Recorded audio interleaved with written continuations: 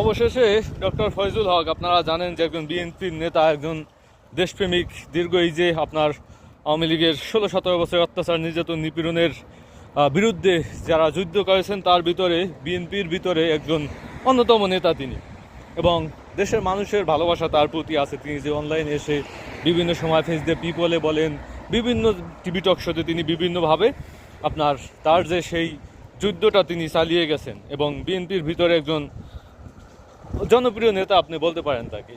কিন্তু তিনি এখন বিএনপিতে নাই, তিনি জামাতের মনোনয়ন নিশ্চিত করেছেন, এবং সেটা ঝালকাঠি 1 আসন থেকে। এবং সেখানকার ঝালকাঠির যে ইসলামী মতাদর্শের লোকজন বা ইসলামকে যারা ভালোবাসেন, যারা ভারত বিদ্বেষী, তাদেরকে তিনি আপনার প্রস্তুত হতে বলেছেন, তৈরি হতে বলেছেন, যে তৈরি হও ইসলামী আদর্শের বা ইসলামী মতাদর্শের মানুষগুলো, আমি ঝালকাঠি 1 আসনে আসতেছি।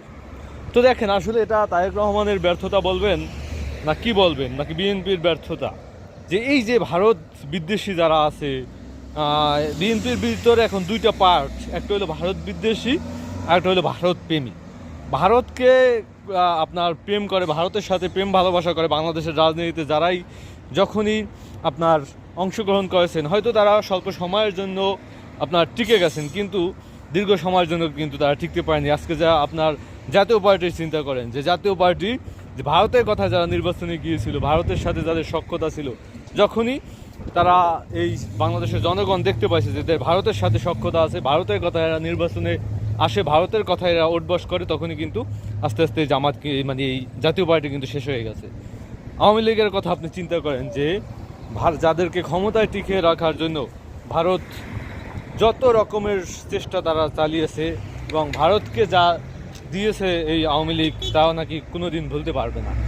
তো এই যে ভারতের পক্ষ নিয়ে যখনই যারা নিয়েছে বাংলাদেশের রাজনীতিতে, তারা কিন্তু শেষ হয়ে গেছে। এবং শুধু রাজনৈতিক দল না, যেসব রাজনৈতিক নেতারাও এই ভারতের পক্ষ নেবেন, তারাও একটা সময় শেষ হয়ে যাবেন। আজকে যারা ভারতের পক্ষে কথা বলতেছেন, বিএনপির বড় বড় নেতারা, তারাও একটা সময় হয়তো শেষ হয়ে যাবে, তো সময় সাপেক্ষ ব্যাপার। এখন এই জিনিসটা এখন বিএনপি কীভাবে ট্যাকেল দেয়, এটা সবথেকে চ্যালেঞ্জিং বিষয়। তারেক রহমান এটা কীভাবে দেখে, আপনি দেখেন বিএনপিতে ইলিয়াস হোসেন ছিল, আপনার যে এই যে পিনাকি ছিল, তারাও কিন্তু এখন বিএনপির পক্ষে কথা বলতেছে না। এই ডক্টর ফজলুল হক, তিনি বিএনপির জন্য মানে জীবন দেওয়ার মতো অবস্থা, তিনিও বিএনপির পক্ষে, মানে বিএনপি তাকেও ধরে রাখতে পারলো না।